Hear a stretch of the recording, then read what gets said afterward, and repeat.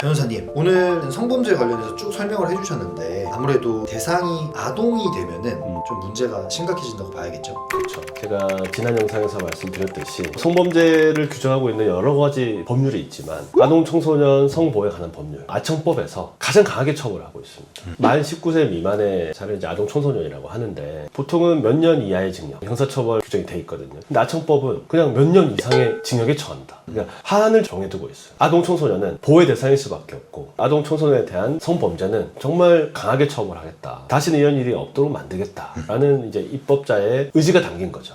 형법상의 강간 강제추행죄가 대상이 아동 청소년이 되면 강하게 처벌하는 규정들이 있고 별개로 이제 아동 청소년 성보호법에서만 다루는 여러 가지 유형들이 또 있어요. 그 중에 가장 대표적인 게 성착취물에 관한 겁니다. 제작 그리고 유포 단순 시청 소지만 해도 처벌을 받아요. 아동 청소년 또는 아동 청소년으로 명백하게 인식될 수 있는 사람이나 표현물이 등장하여 제4호, 그러니까 제4호는 성교행위라든지 유사성교행위라든지 이런 행위들을 말하거든요. 그런 행위들 중 어느 하나에 해당하는 행위를 하거나 그 밖에 성적 행위를 하는 내용을 표현하는 것으로서 필름, 비디오물, 게임물, 컴퓨터나 그 밖의 통신 매체를 통한 화상, 영상 등의 형태로 된 것을 말한다 라고 규정하고 있습니다. 쉽게 이야기하면 아동이나 청소년이 등장을 해서 성행위를 하는 장면을 전부 다 성착취물이라고 보고 있어요. 법 규정이 얼마나 강하게 처벌을 하고 있냐면 무기 또는 5년 이상의 징역에 처한다고 돼 있어요. 거의 살인죄와 유사한 정도로 처벌하고 있습니다. 그리고 성착취물을 배포한 경우에는 3년 이상, 그리고 성착취물을 구입, 소지, 시청만 하더라도 1년 이상의 징역에 처하고 있어요.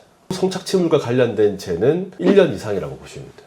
집행유예 가능성 또 있긴 하죠. 근데 이제 법정형이 네. 1년 이상이라는 거고 사실 1년 이상이라고 하더라도 여러 가지 악영 요소가 결합되면 1년 이하로 떨어지기도 해요. 이제 초범이고 뭐 여러 가지 악영에 미칠 만한 사유가 있다면 네. 뭐 집행유예도 나오고 네, 네. 성착취물 단순 시청죄 같은 경우에는 네. 뭐 기소유예도 가능합니다. 좋게 판단될 만한 근거가 좀 많이 쌓여 있어야겠네요. 그렇죠. 그리고 성착취물 제작 같은 경우에는 우리가 보통 제작이라고 하면 내가 직접 카메라로 찍고 네. 하는 것을 의미할 수 있는데 대상인 아동 청소년이 자기의 신체를 직접 촬영해서 그걸 보내주는 것도 제작죄에 해당돼요. 막 돈을 주고 시켜서 보내게 해도 내가 제작을 하게 그쵸. 된다. 네.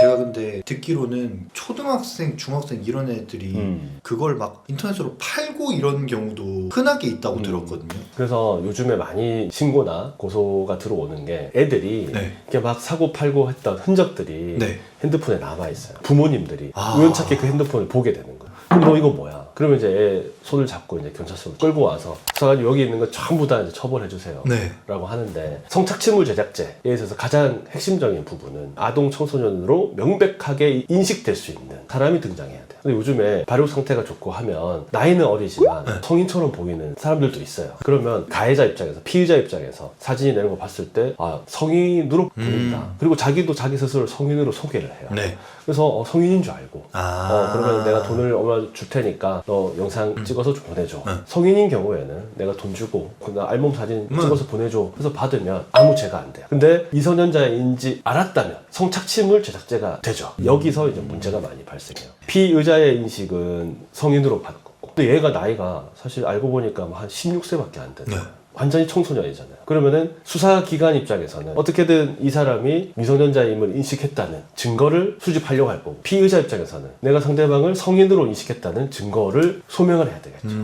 물론 10명의 가해자가 있으면 대부분은 성착취물 제작이 되겠지만 일부분의 사람들은 상대방 학생이 거짓말해서 속아서 이루어지는 경우도 있거든요. 그러니까 그런 분들은 억울하죠. 물론 그 행위가 잘한 건 아니지만 그렇죠. 근데 성착취물 제작으로 처벌을 받기에는 5년 이상 징역인데 그러니까 좀 과도하다. 그런 부분에서는 내가 인식한 사안을 소명할 수 있는 자료들을 빨리 수집하셔야 돼요. 그리고 법리적으로 소명을 잘 하셔야 되고. 자, PD님, 제가 질문 하나 드릴게요. 네. 성폭력처벌법에 통신매체 이용 음란죄가 규정돼 있었잖아요. 네. 일명 톰매음. 네. 그 대상이 미성년자인 경우 네. 그대로 통신매체 이용 음란죄가 적용이 될까요? 미성년자에게 통매음 범죄를 저질렀다.